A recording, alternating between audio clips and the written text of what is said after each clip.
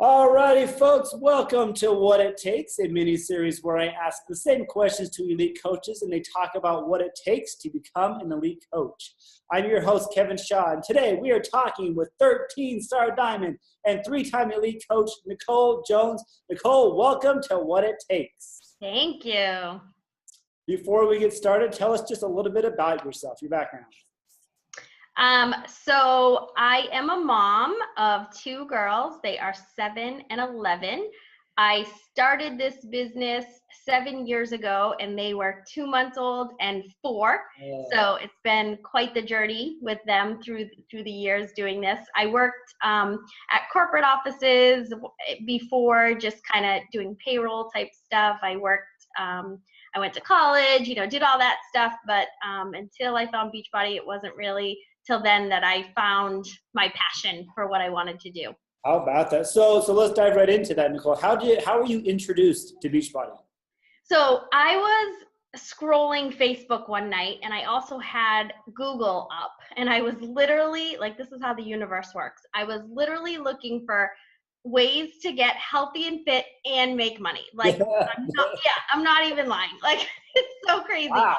And the girls were 2 months old and 4, and I was not interested in lugging them to the gym and then having a babysitter come in and have me change a diaper in the middle of a workout. And I'm like, I'm not doing this. And so I was it was a Sunday night. I was like, what am I going to do? And I was scrolling Facebook, and a friend from high school, his post popped up with his before and afters with P90X, and I had never heard of it. So I was like, what is that? And so, he posted, reach out if you have more questions. So I did, and I started asking him questions, and I told him, oh my gosh, this is crazy. And then I was like, what is this coaching thing? And he said, yeah, you can make money at the same time. And I'm like, this is crazy. I was literally just Googling a way to do both of these things. Wow. And so we talked for a little bit. We hopped on the phone the next day. I didn't have a lot of money because we decided I was going to stay home with the girls. So it was really kind of, that was my first objection. Oh my gosh, I don't know what to do. I don't have a lot of money. But I knew something had to change because it was just, we were struggling in so many areas. So yeah. So I signed up within the week. I signed up the following Sunday. Yeah. That is incredibly fascinating to me that you were actually looking up those exact words in Google. Talk about golden contact right there. That's hilarious. Okay, so now that you're a coach, Nicole, describe what those early days of coaching looked like for you. So being a mom, it was a little chaotic. It was, me trying to figure out a schedule and make sure I was still, taking care of the girls and being present with the girls. So I would get up early before everybody else, and that habit has stuck 7 years later. I still get up, even in the summer. I don't have to, but I get up every day and get my workout done at 6 a.m. So back in those days, P90X was, an hour and 10 minutes long, some days an hour and 30 minutes. So it was a longer workout, but I did it. I would grab little bits and pieces of time throughout the day where I would just kind of get on a training, listen to the wake up call, just whatever I could do in between, the girls and I playing or having lunch or napping.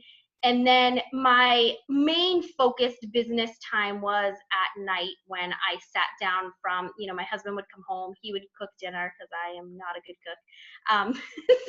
And he would get his workout in, and then he would do the evening routine with the girls, and I would sit down for 2.5 hours and just work on my business, focused, connect with people, post on social media, and just be, just focus on the business type stuff at night.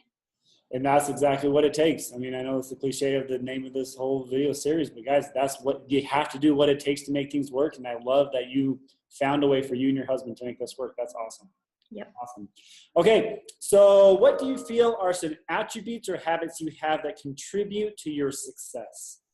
I am very, very consistent. I'm 84 months in a row of Success Club. So I signed up July 27th, 2010. So I didn't hit Success Club that month, but I hit it in August of 2010 and have hit it every month since then. It was something that my coach told me, That's what you need to do to be successful. It was very new still. I think it was only maybe 6 months old at the time, Success Club. So I'm very, very consistent. I am very organized as well. I think that helps. I have an organized brain. I don't get overwhelmed. I can just go in and take things one step at a time. I can break down goals. I think another thing that people get focused on is they get so focused on their goals and chasing shiny objects that they forget about the daily actions that they're supposed to do. And I'm able to kind of separate those two. Like, I can still have goals and not be afraid of not hitting them or be afraid of hitting them, yet still focus on, okay, this is what I need to do every day. I still, 7 years later, need to talk to new people. I still have to post on social media. I still have to do personal development. I still have to be a product of the product. Like, that's, I think those are just things that I'm able to just do consistently and focus on. That's incredible. And obviously it's working. I mean, hello, so many years later, it is still working. So yeah. Congratulations on that. That's wonderful. Okay. So what advice do you have for a brand new coach who doesn't know where to start? What can they start doing today to achieve long-term success? So you definitely want to plug into any of your team trainings, anything that your team has going. One of the biggest things I tell my new coaches is, please message me every single day. Like, I want to hear from my new coaches every day, and so does your coach. You're not bothering them. They're not too busy for you.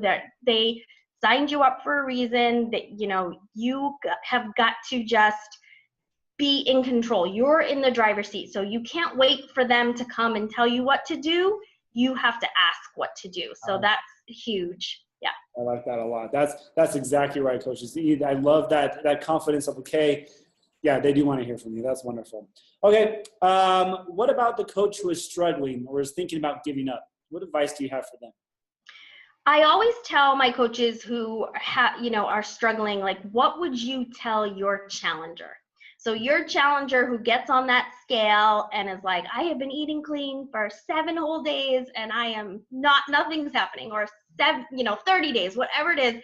What would you tell your new challenger? You would tell them not to give up, to keep going, to never quit, to not focus on the results, to just focus on the journey, focus on what you need to do every day. One of the biggest things I tell my challengers is like, okay, so just because the scale hasn't moved and you don't feel like anything's happened in the last 30 days, what's your alternative? Going back to eating fast food and not moving every day? Like, that's dumb. Like, don't do that. So the same thing for coaches who are struggling. Like, why would you go back to struggling and not knowing your purpose in life and not knowing what you were meant? Like, just keep going. Just do those action steps every day, and it eventually will pay off. It will. It's what happens. Consistency just pays off eventually. I love that gut check. What would you tell yourself if you're your coach? That is a great question to ask. Great job. I like that. Okay, last question on advice. What is the best advice you've received regarding your business? I would say one of the biggest things is to not focus on the outcome of everything. Like, that is huge. And then the second best thing is, your business will only grow as much as you grow. So I am not the same person I was 7 years ago, struggling paycheck to paycheck to where I am now. And I wouldn't have been able to get to where I am now if I stayed the same, if I stayed in the same mindset, if I just didn't think there was more things out there, possibly dreaming bigger. All of that personal development has allowed me to just blossom into a successful businesswoman that wasn't inside me 7 years ago. I didn't go to school for business. I didn't know that this was something I could do. I didn't know I was an entrepreneur. I didn't know any of that until I grew as a person. I grew as a leader. I grew as a coach, a mom, a wife. Everything had to grow in order for my business to grow. Yeah. Could not agree more with that. It is so vital. Okay. So Nicole, what we're going to do now, we're going to do a speed round. This is simply where I ask you quick questions. I'm looking for quick answers. On average, how much time do you spend working your business each day? 4 hours, 4 to 5 hours. What's your average SC each month? 10 to 12. Okay. What percentage of time do you focus on your business versus your team? I would say 60-40 for me now. And what leadership ladder rung are you at right now? Organizational leader. All right, guys, it is time for questions from a hat. Nicole has no idea what question I'm going to ask. This has nothing to do with anything important, but here we go. Nicole, today's question. Oh, watch out. What was the most embarrassing moment in your life? Whoa. On the spot. I would say this one sticks out when I was little. Our apartment got sprayed by a skunk, and I had to go to school smelling like a skunk. I had to go to the nurse's office and go into the lost and found and wear clothes that did not fit me. From the lost and found. That is hilarious. And embarrassing. That qualifies as a great answer. Guys, what a great call today, Nicole. That was some great information you gave. Very, very concise, very consistent. I love your organized mind. You make things happen because good things happen because you make them happen. And that is definitely the message I got from today's call. So Nicole, thank you so much for joining us today on What It Takes. You bet. Thanks for having me.